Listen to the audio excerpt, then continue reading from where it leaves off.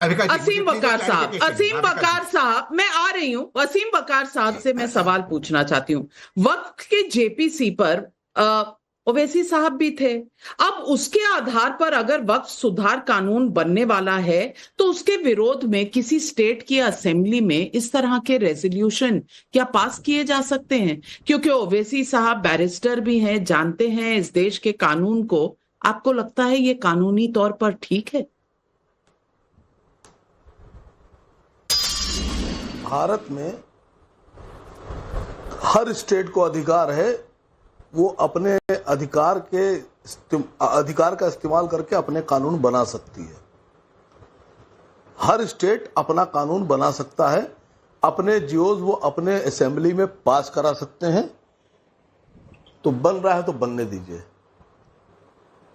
देखिए, अभी उत्तराखंड में यूसीसी लागू किया उन्होंने, उत्तर प्रदेश में लागू नहीं हुआ, उत्तराखंड ने लागू कर दिया।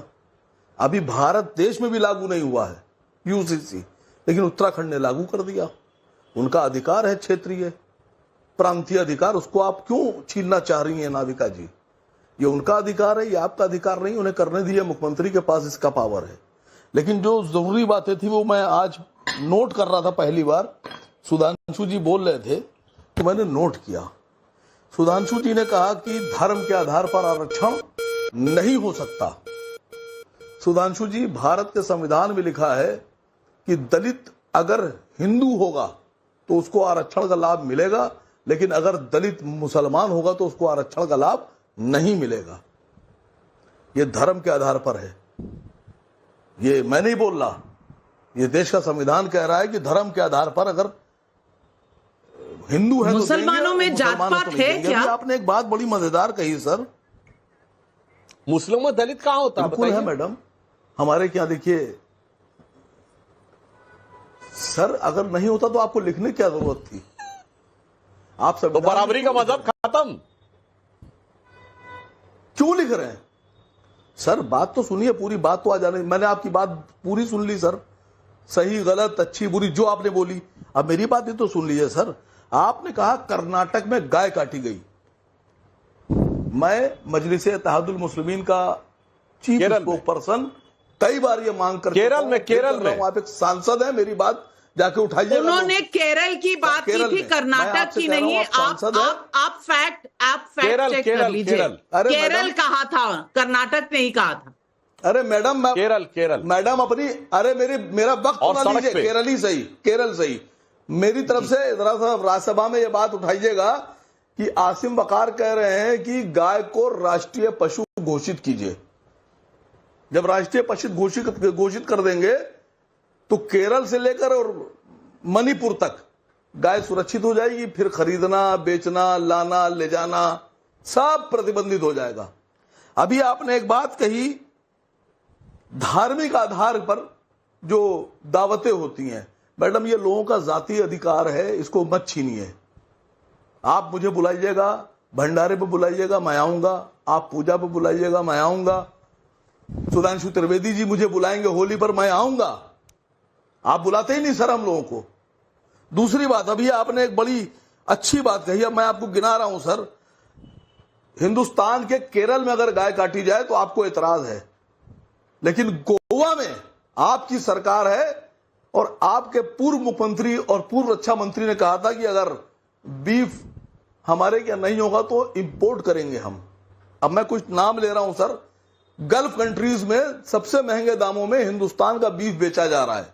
मैं नाम ले रहा हूं सर, सारे तकलीफें मुसलमानों से हैं सर। आप लोगों को सारा गुनहगार हिंदुस्तान में मुसलमान है मैडम, लेकिन आप लोग बहुत से तथ्य छुपाते हैं।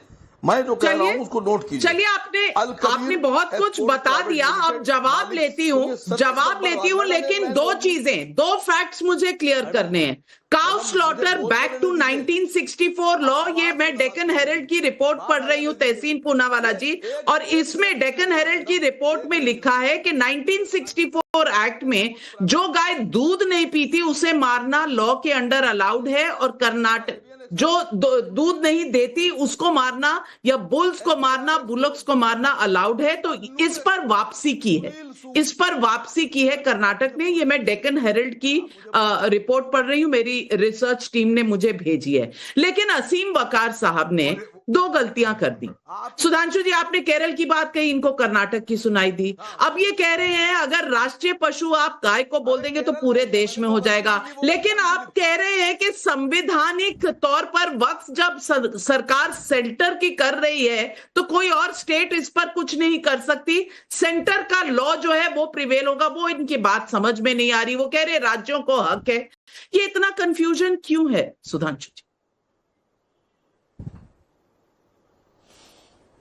देखिए, कोई भी दर्शक समझ सकता है, बहुत साफ साफ संविधान में लिखा है, केंद्र के कॉन्ट्रडिक्शन में कोई भी राज्य अपना वो नहीं बना सकता। भाई ये बताइए, क्या यूसीसी संविधान के खिलाफ है? मैं पूछ रहा हूं, ये तो संविधान के नीति निर्देशक तत्वों में, डायरेक्टिव प्रिंसिपल्स में लिखा है। एक नहीं, एक दर्जन बार सुप्रीम कोर्ट और हाई कोर्ट इस पे कह चुके हैं। आप ये बताइए, केंद्र के किस लॉ के खिलाफ है और कहां पर ये उत्तराखंड में लिखा है कि केंद्र के लॉ को हम नहीं मानेंगे? जैसे सीएए के खिलाफ गाय का गोश्त ने किया, उन्होंने कहा केंद्र का कानून के खिलाफ।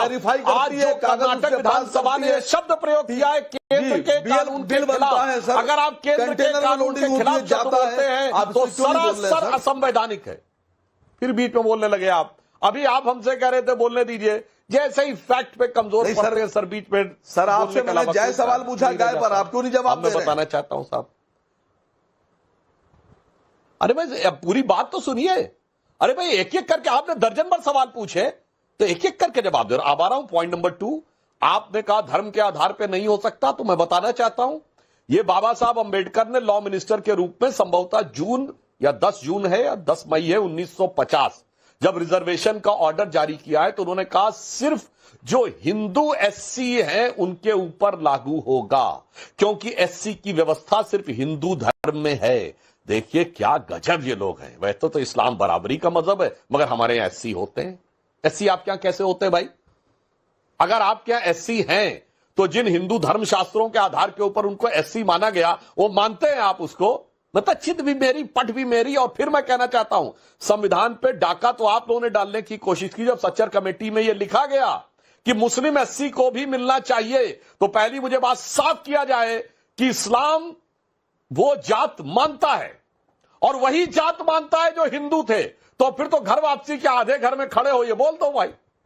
ये एक पांव तो घर में बहुत बड़ी बात कह रहे हैं। पब्लिक भी सवाल पूछ रही है। अनिल का पंजाब से सवाल है, राम मंदिर जाने में अखिलेश यादव को कौन से सम्मान की कमी थी जो नहीं गए? सुरेंद्र नाथानी का धनबाद से सवाल है, क्या ऐसा नहीं लग रहा कि एक समुदाय का वोट लेने के लिए कई दलों में होड़ मची हुई है? ये सिलसिला कहां थमेगा? संजय मिश्रा भदोई यूपी से पूछ रहे हैं, प्रभु श्री राम का मंदिर सिर्फ हिंदुओं का और रमजान सबका, ये किस तरह की विचारधारा है? मंजुला का नोएडा से सवाल है, 2014 में एंटनी रिपोर्ट में कांग्रेस को तुष्टीकरण पॉलिटिक्स पर सावधान किया गया था, लेकिन कांग्रेस क्यों वही गलती बार बार करती है? और आज हमने एक पोल भी किया, व्हाट्सएप, एक्स और यूट्यूब पर हमने जनता से आज इस डिबेट को लेकर सवाल पूछा। हमने पूछा, वक्फ बिल के खिलाफ रेजोल्यूशन कांग्रेस का अधिकार या सांप्रदायिक राजनीति? 12,000 लोगों ने जवाब दिए। अधिकार है 10% लोग, सांप्रदायिक राजनीति 88% लोग, कह नहीं सकते 2%। ये जनता की पुकार है। उधर अशरफ अली खान का व्हाट्सएप पर सवाल है, जिसने रोजा नहीं रखा वो भी इफ्तारी कर रहा है। बढ़िया बात है सुधांशु जी, लेकिन फिर इफ्तारी पर अटल बिहारी वाजपेयी क्यों जाते थे?